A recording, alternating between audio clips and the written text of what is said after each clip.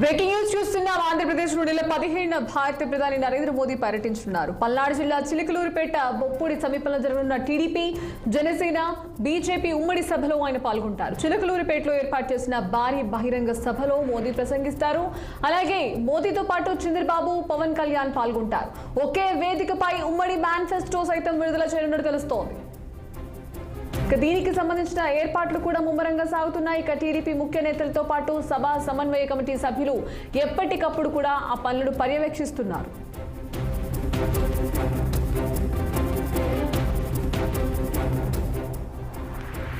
Right, ఇదే అంశానికి సంబంధించి మరిన్ని లైవ్ అప్డేట్స్ మా ప్రతినిధి గుంటూరు నుంచి పవన్ అందించేందుకు సిద్ధంగా ఉన్నారు. Over to you Pawan.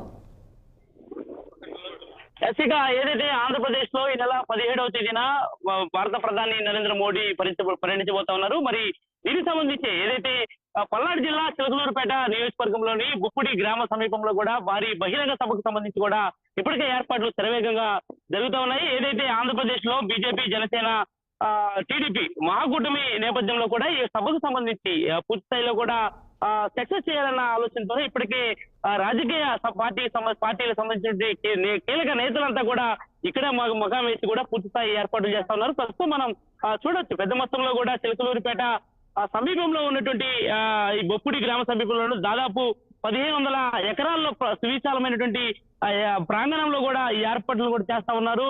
అందులో భాగంగానే భారీ డయాస్ కూడా ఇక్కడ ఏర్పాటు చేశారు. దాదాపుగా 15 లక్షల మంది పైచీలకు ప్రజల్ని తరలించేందుకు కూడా ఇప్పటికే రాష్ట్ర వ్యాప్తంగా ఉన్నటువంటి బీజేపీ, జనసేన, టీడీపీ సంబంధించినటువంటి నేతలు కూడా వారిని తరలించేందుకు కూడా ఇప్పటికే ఏర్పాటు చేసినటువంటి దృశ్యాలు కూడా ప్రస్తుతం కనిపించబోతా ఉన్నాయి. ప్రస్తుతం రాష్ట్రంలో నెలకొన్నటువంటి తాజా రాజకీయ పరిణామాల నేపథ్యంలో కూడా రాష్ట్రంలో రానున్న సార్వత్రిక ఎన్నికలకు సంబంధించి కూడా ఏ విధమైనటువంటి దిశానిర్దేశం చేయాలనేటువంటి అంశంపై కూడా ప్రధాని మోదీ స్వయంగా ఈ యొక్క సభా వేదిక ద్వారా కూడా ప్రజలకు దిశానిర్దేశం చేయబోతా ఉన్నారు. అందులో భాగంగానే రాష్ట్రంలో ప్రస్తుతం నెలకొన్నటువంటి పరిస్థితులు ఏవైతే ఆంధ్రప్రదేశ్ లో వైఎస్ జగన్మోహన్ రెడ్డిని ఎదుర్కోవాలంటే ఖచ్చితంగా ఏ విధమైనటువంటి మార్పులు తీసుకొని రావాలనేటువంటి అంశాలపై కూడా సుదీర్ఘంగా ఈ సభ నుంచి కూడా ఒక దిశానిర్దేశం చేయనున్నారు ప్రధాని మోదీ.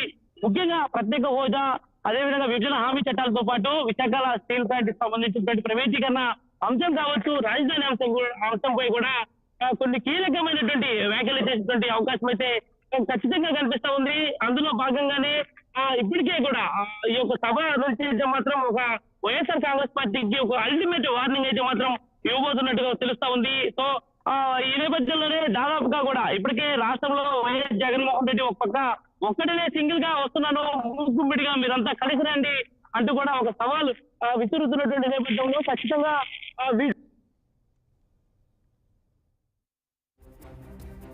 వేదిక ద్వారా కూడా కొన్ని అంశాలు కూడా తెలియజేయబోతా ఉన్నారు.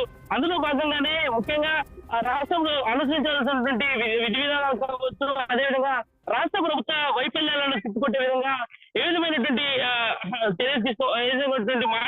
వ్యాఖ్యలు మాట్లాడాలనేటువంటి అంశాలపై కూడా పూర్తిస్థాయిలో కూడా కసరత్తు వేగవంతమవుతా ఉంది. ఇప్పటికే కూడా రాష్ట్రంలో ముఖ్యమంత్రి వైఎస్ జగన్మోహన్ రెడ్డి ఒక్కడనే వస్తున్నారంటూ కూడా ఇప్పటికే సిద్ధం సభల ద్వారా కూడా ప్రజలకు ఒక దిశానిర్దేశం చేశారు. అంతేకాకుండా 18వ తేదీ నుంచి కూడా శ్రీకాకుళం జిల్లాలోని ఇచ్చాపురం నుంచి కూడా రాష్ట్ర వ్యాప్తంగా పర్యటించేందుకు సిద్ధమవుతున్నటువంటి నేపథ్యంలో మరి భారతీయ జనతా పార్టీ, తెలుగుదేశం, జనసేన 3 పార్టీలు పొత్తుపై ఉన్నటువంటి నేపథ్యంలో కూడా మరి 17వ తేదీన పూర్తి స్థాయిలో ఈ సభ నుంచి జగన్మోహన్ రెడ్డి చేస్తున్నటువంటి రాష్ట్ర వ్యాప్త పర్యటనను అడ్డుకునేందుకు కూడా ఒక వ్యూహం రచిస్తున్నట్టుగా కూడా తెలుస్తూ ఉంది. అందులో భాగంగానే ప్రధాని మోదీ స్వయంగా ఈ సభలో పాల్గొనడం కూడా ఒక ఆసక్తికరమైనటువంటి అంశం.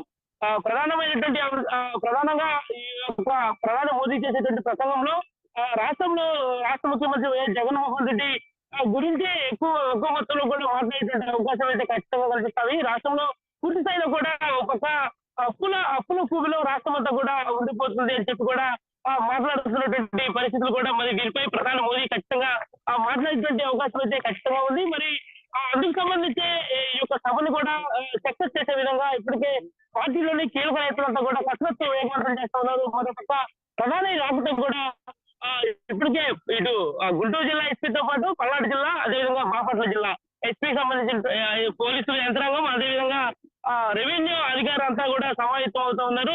దాదాపుగా నరేంద్ర మోదీ వచ్చేటువంటి ప్రాంగణానికి సమీపంలో 3 హెలిప్యాడ్లు కూడా ఏర్పాటు చేస్తా ఉన్నారు. ఎక్కడ ఎలాంటి అవాంఛనీయ సంఘటన జరగకుండా కూడా ఇప్పటికే గుంటూరు జిల్లా రేంజ్ ఐజీ పాలరాజుతో పాటు జిల్లా ఎస్పీలు కూడా ఈ ప్రాంగణంలో మకాం వేశారు. ఉదయం నుంచి కూడా ఎక్కడికక్కడ పనులు పర్యవేక్షిస్తా ఉన్నారు. ఎక్కడ ఎలాంటి అవాంఛనీయ సంఘటనలు జరగకుండా కూడా ముందస్తు చర్యలు తీసుకున్నటువంటి పరిస్థితి కూడా ప్రస్తుతం కనిపిస్తా ఉంది. మరి ఈ నేపథ్యంలో రాష్ట్రంలో నెలకొన్నటువంటి తాజా పరిణామాలు పూర్తి స్థాయిలో కూడా వైకాపాకి నిద్ర పట్టకుండా చేయడమే ప్రధాన లక్ష్యంగా కూడా ఈ యొక్క బహిరంగ సభ కొనసాగబోతున్నందుకు కూడా మనకు స్పష్టంగా అర్థమవుతా ఉంది. Right, thank you Pawan.